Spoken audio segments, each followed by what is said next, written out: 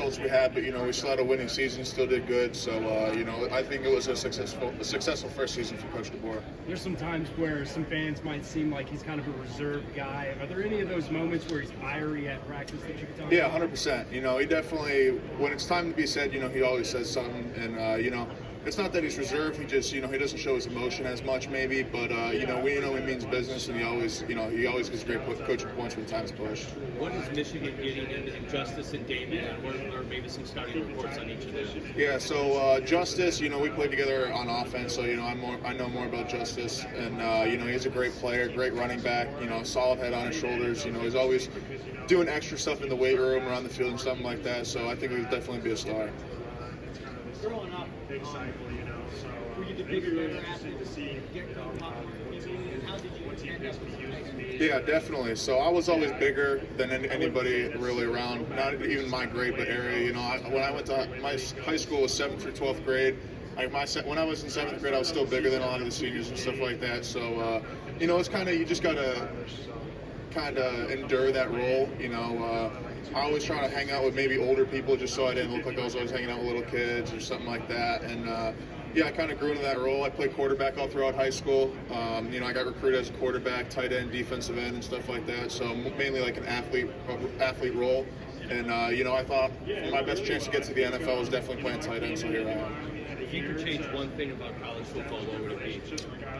I do think the NIL thing's kind of getting a little out of hand. I was in the portal. I got NIL money, but I think it's kind of getting away from the main focus of football. There's people making too much money. It's kind of just how do you look at somebody getting more money and then you're playing more or so on and so forth. So I think it's not. I think that it's leveling the playing field, but there still needs to be a lot more restrictions than there are now. Tell me about the Iron Church in your basement growing up with your dad and just kind of growing up with a bodybuilder weightlifter. Yeah, so my dad was a power lifter, high state championship class and stuff like that. He played football at UConn, so like when I go home, like that's what we kind of do as a bond. Me and my brother, we go to the gym. That's kind of our thing. So he's big into fitness still lifts every day, still sends me all his videos, all his workouts and stuff like that. So yeah, we had an Iron Church, which we had a full weight room in the basement. We would go down there like during COVID and stuff like that. That's where we would work out, do our things. Then we went to Brown's Gym.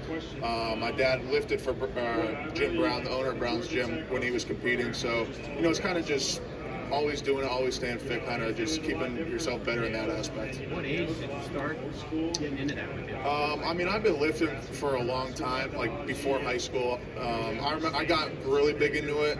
I want to say like my 8th grade year, I got big into it. You start seeing body changes, and after that kind of happened, like you can see yourself getting bigger, stronger. Kind of just like felt a passion for it. Like like it's something you can just see improving every day, and you want to see like where you can go with that stuff. What's something about your playing style that most people don't know about? Most people know about how good I am in the block game. I'm good inline tight end, my hand down, good blocking from the slot and stuff like that. But I think I do have really good routes. Can make people get off me, can get away from a man defender really easily in coverage. I'm a bigger body, so just with some, I didn't have the most opportunities, but I did what I could do with my opportunities. So kind of just I do have a passing aspect to my game. Formally, I met with the Broncos. Informally, I met with definitely every team already from the Senior Bowl, and then I met with maybe 15 teams the other night. Took this training seriously and way seriously. Yeah, so when I was at the University of Maryland and Alabama, I got rewards at both for being like the weight room guy. We called it the Iron Man Award. So it's known that when I come to the weight room, it's business to me. Like I enjoy working out. Even if I didn't play football, I would still work out. I enjoy that aspect of it. But yeah, like I said, something that not really known is just how much of a factor and a threat I could be in the pass game. Used the right way. CJ, how much pride do you take in your blocking game, and how does that give you versatility if you can be a receiver and a blocker in offense? Yeah, definitely. I take a lot of pride in it. Just not that a lot of people can't do it, but I mean, it's just like will and grit power to do it. You gotta stick your face in there, the C gap. It's a man's game down there. SEC especially. I played in the SEC and Big Ten. I consider the SEC, the best conference in college football. So just going week in, week out against some of the top guys, being able to block them, being able to hold my own, kind of just shows that it's like a prideful manner. What stood about Michigan's defense when you guys played them in the bowl game? They had a lot of guys not start. They had a lot of guys opt out. But the guys that did play, they played tough. They were still brought together. They played a good game. I'm 0-4 against Michigan. I've lost to them 4 times. They played a good game. It was like a hats off to them. They had a good game. No, informally, but not formally. Good. Yeah, kind of just talking to the scouts, some of the coaches, and just going about it. They want to know, your football IQ, what you're good at, your character, kind of things like that. Is it a welcome change for you to see the NFL's kind of swinging back in the direction of physical old school? Yeah, definitely. Not just in that aspect, but the tight end position's evolving so much in the NFL. Like this last year, you see a lot of tight ends, taking snaps under center, or you see a lot more 3 tight end sets, or a lot more, 2 tight ends in the field playing at the same time. So I feel like I'm coming into it at the right time where the position's evolving to, like what I grew up, how, playing tight end was. Who are some of those guys in the NFL that you watch or maybe you compare yourself to? I grew up a Steelers fan, so I watch Freiermuth a lot. Kittle's obviously a big one. Kelsey, you have your big names, but I'm a Mark Andrews fan too from Baltimore. He's been around a while. He does good things, but they all have success in certain areas, but they all do both parts of the aspect in the run, pass game, whatever they need to do at a really high level. How did you end up a Steelers fan? I'm from Pennsylvania. My dad was a Steelers fan, so I kind of just got into that. Sure. So, yeah. And have you met with them? I know you were at the Senior Bowl, but have you met with them this week at all? I haven't had I had an informal meeting with them in Senior Bowl, but not down here yet. No. You played with Brian Branch and Aaron Arnold your 2 years at Alabama. What was it like playing with them and maybe competing against them in practice? Yeah, so Brian Branch left the year I got there. He was in the combine draft and stuff like that. But yeah, I got to play with Terry on for a season. Just a great kid. He's always happy, always smiling, kind of brings a different life to the party. He's just like someone enjoyable to be around. He's like a nice person to be around. Definitely knows when it's business time. Great athlete, great football player. What's the story behind the tattoo on your left forearm, like the humble thing? I'll stay humble, hustle hard. I got it in high school.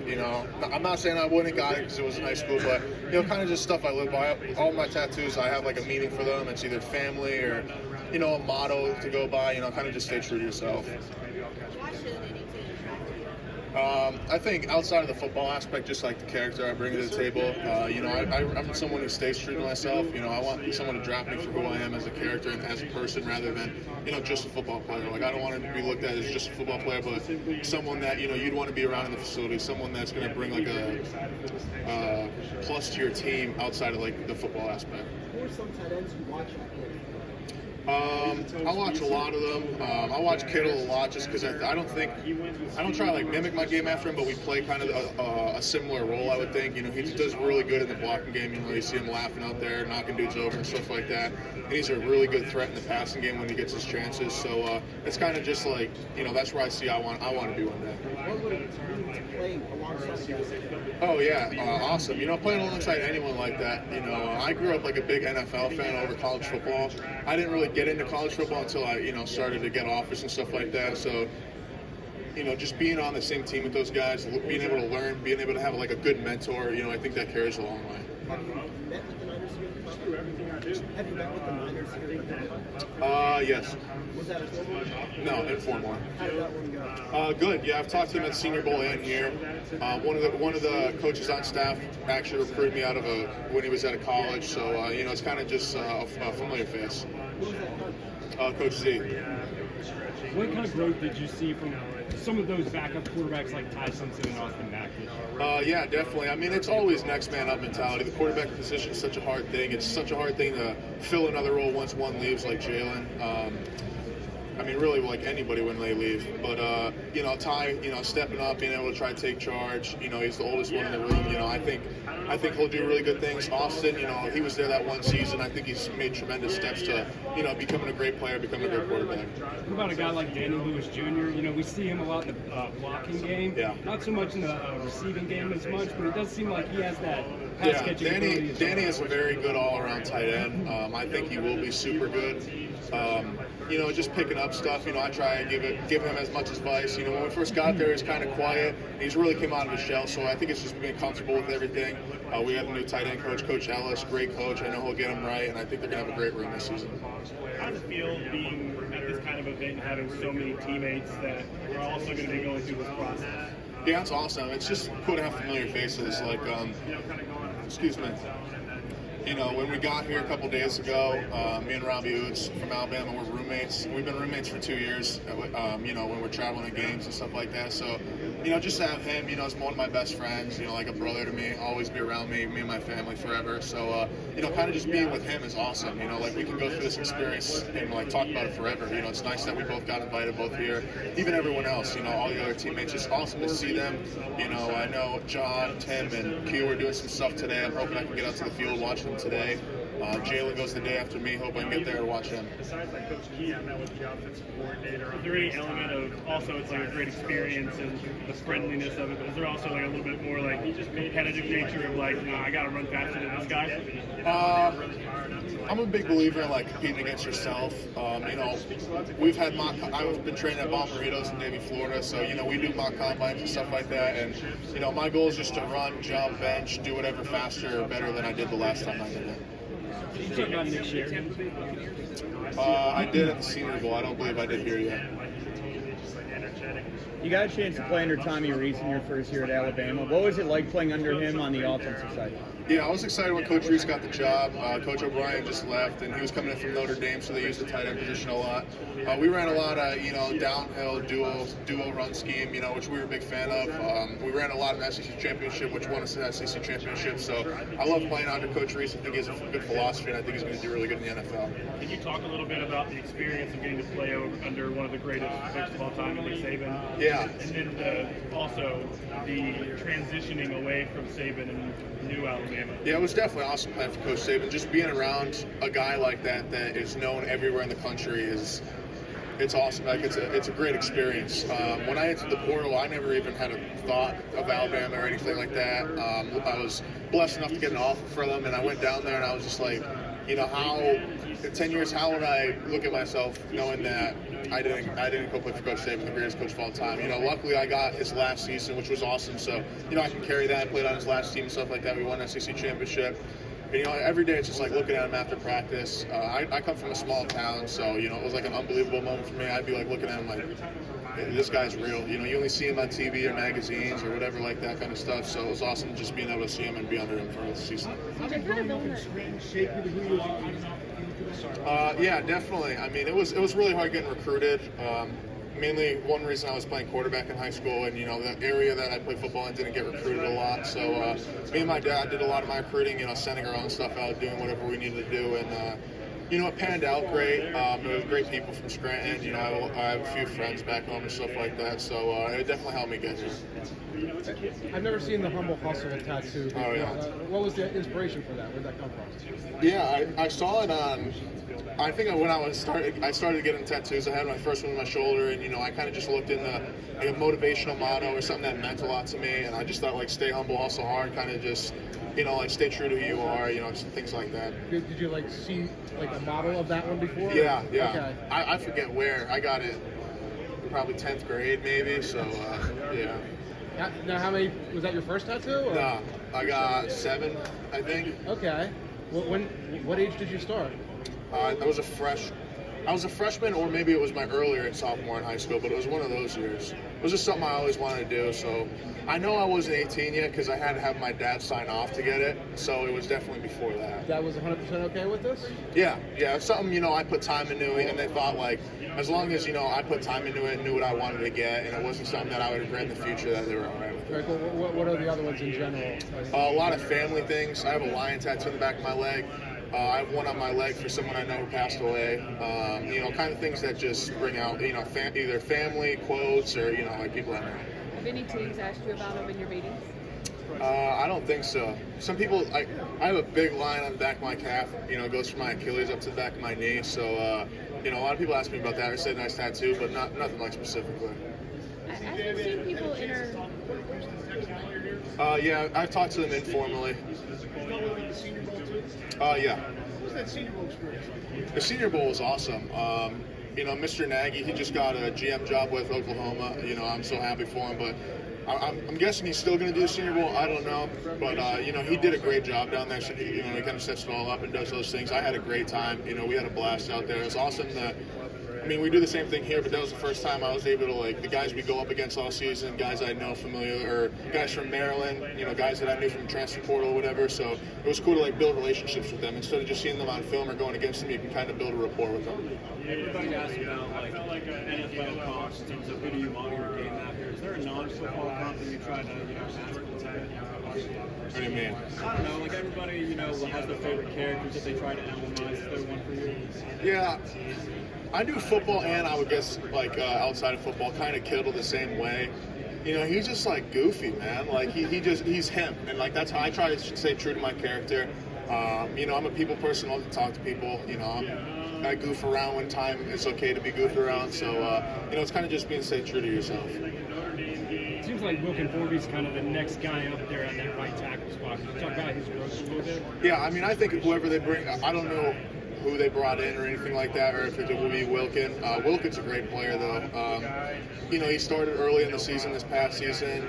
He had a rough game, and, you know, I think he got a little too harsh from, you know, the outside noise. It's not fair. You got to realize, even though someone's that maybe that big or, you know, is at a program like that, like they're still young, so I mean, going after people like that for a bad game or whatever like that, it's just rough. But he's definitely take growth steps. You know, Wilkins, he's a great person in the locker room too. So you know, I'm excited to see who steps up, and I do have good belief that it could be him. He's a big Taco Casa guy. Big Taco Casa guy. Taco Casa? I've had Taco Casa once, just because I try to stay away from. I try to eat as healthy as I could, but when I found out, like, you know, you see the commercials pop up all the time in Tuscaloosa, and it's Wilkin. So, you know, I was like, all right, I'll go try it. And it was solid. I like it. It's nice. CJ, as we've seen more and more people kind of go through the transfer portal while in college, NFL GMs seem to have said that they don't really care about that as much, and, you know, it's just kind of normal. Have people brought it up in your meetings, or do they not really care? They bring it up on, you know, reasons like why I wanted to transfer, or, you know, how the process went, or how, you know, I was able to pick up new stuff when I got to Alabama, but not necessarily like, oh, it's like a bad thing. Who's the guy going back that we're not talking about right now, but a year from now we'll be talking about that? A lot of our installs, you know, we look at Jeremy Bernard, you know, yeah, great player, and there's a lot of players. I would say on the defensive side, Keon Sabb. I think Keon's one of the best defensive players I've ever played in college football, and that's like, again, I played a lot against, but he just does it really well, and that's obviously in the pass game. Like, I don't block him a lot, but he's a really good player, and he's a good person. Same thing with Jeremy. Jeremy's a really good player. You know, he knows how to run his routes, takes business serious, gets on the young guys. You know, he wants the best for himself and the team. Toughest guy you saw in practice every single day? This past season? I would say Jahad Campbell, definitely tough. I think he is the best player from our team that's in this draft. He is really good. I think what he does, not a lot of people can do. People can't cover, rush the passer, and fill holes like he does. You know, he does it at an extremely high level. Toughest, though, wow, that's tough. Like, grit toughest that I block in the trench, you know, Tim Smith always did it at a high level. Great player, you know, great player when he gets double teamed and stuff like that. He always knows how to take care of the team. How about in a game? Who's the toughest guy you matched up with in a game? Ever in a game would be Carter from Penn State, you know, definitely a top guy. I played Hutchinson my freshman year. I didn't block him a lot, but I did block him once. I'll never forget that kind of experience. Yeah, I mean, they're both really good players. What was that transition like learning the new system this year? It was definitely different. So when I transferred from Maryland to Alabama, Coach Loxley brought like the whole Alabama thing up there. I mean, it might have been different words and stuff, but it was really easy to pick up the playbook when I got to Alabama. It was very similar to the same exact thing. So when Coach DeBoer came in, that was like really my first time having to learn a new offense. You just have to learn how to, you know, process it through your mind. I mean, inside zone, outside zone, still going to be inside zone, outside zone. You may call it different. It might be different tags, but you kind of just have to learn a way that you can process it yourself and like learn tricks or little keys that you can get to it. I don't know how far along you are with the meeting with teams, but is it sort of surreal to be talking to these people who are going to kind of be deciding? Yeah, it's definitely awesome. You know, it's obviously awesome talking to like head coaches, GMs, and stuff like that, but just coaches and scouts in general. You know, people that just, you know, they wear the league stuff, you know, the clothes, and it's like, oh, you're talking to that team. I grew up a big NFL fan. Like, I watched NFL over college when I was younger, so kind of just being able to see those teams and, you know, have the opportunity to talk to them is definitely awesome. Have you by chance met with the Commanders of the Ravens? I met with the Commanders during the Senior Bowl informally, like we all did, and then I believe I did the Ravens in the Senior Bowl and a couple days ago here. What was the result of that rep against Aiden Hutchinson? Again, I was a freshman, so I probably played maybe 15 snaps in that game. I forget really where it was. I started with a few snaps and got more and more as the year got on. But it was definitely like, we all knew he was gonna be a first rounder. It's like, man, this is gonna be the only first rounder I can remember that I had to go against. And it was definitely scary. I remember we were on a split zone, and I went, and cutting was still legal then, so I wasn't gonna hit him up high. The dude was an animal. And, I went to a cut, and I felt so bad. I went to the sideline, and someone was like, yo, what if you took out his knee? And I felt so bad. I actually DM'd him, and I still have, because someone asked me about it a while ago. I DM'd him yo, bro, I'm sorry for trying to cut you and stuff like that. It was crazy. Did he respond? No, he didn't. Do you have a favorite memory from your time in Tuscaloosa? Yeah, even though I guess it wasn't in Tuscaloosa, the SEC championship was kind of surreal. Just being part of a championship, and that was my first season coming out of Maryland, so it's not like, I had championship experience like, most Alabama guys had before I was there. So, just running, even in Tuscaloosa, running out the tunnel, walk of champions, just things like that, yeah, you may see it on TV and stuff like that, but to be in it and, know that you're there alongside with the team, you're part of it is, it's just a different feeling. CJ, what's your favorite play call to hear come in and why? Say it again? What's your favorite play call to hear come in and why? I enjoy everything, whatever's asked me, I do. Run game, I like duo, vertical box games, doubles, getting up to the next level. It's more of like a man's play, one-on-ones, so you could get, no most separation or penetration if it's the other way around. Or, pass plays, sticks, basics, corners, really whatever's gonna, be the best option when that team comes. It's hard to answer questions like that because all teams do different stuff. So I try to think of let me give you a situation. You're facing somebody who's playing cover 3 match. It's 3rd and 8. The ball's coming to you. What would you like? Yeah, to 3rd and 8. I like to do an option route at 8 yards. You have the opportunity to hook in, hook out, break out. If you could break in, if that guy breaks outside too far of you, would be awesome. So anything where you have a little room to not run a route just on paper like a robot, but you have a little bit of freedom to find the zone, or if it's man, work the top of those. Thanks, guys. This past season, my tight end coach, I had a lot of good tight end coach. Coach Mike Miller, Coach Joe Cox when I was first at Alabama. But Coach Brian Ellis was my last tight end coach there. And, I already understood how to kind of be a pro about stuff. I had understood film and stuff like that. But he broke it down in a defensive ID. So understanding what's going to go on, like pre-snap ID, safety rotation so much, corner alignment, corner eyes. If that star's inside or outside leverage of the slot guy, is it going to be a blitz? If you have a 6-tech, 9-tech, 7-tech, if you have a 3 shade with that guy, if you have a shade with the 6, kind of just what's going to go on before the snap, and it kind of just slows the game down. You can be ready for, if I have a chip assignment and I have to stay in for somebody, you can kind of already know what you have to do because you already see the pre-snap alignments. Excellent.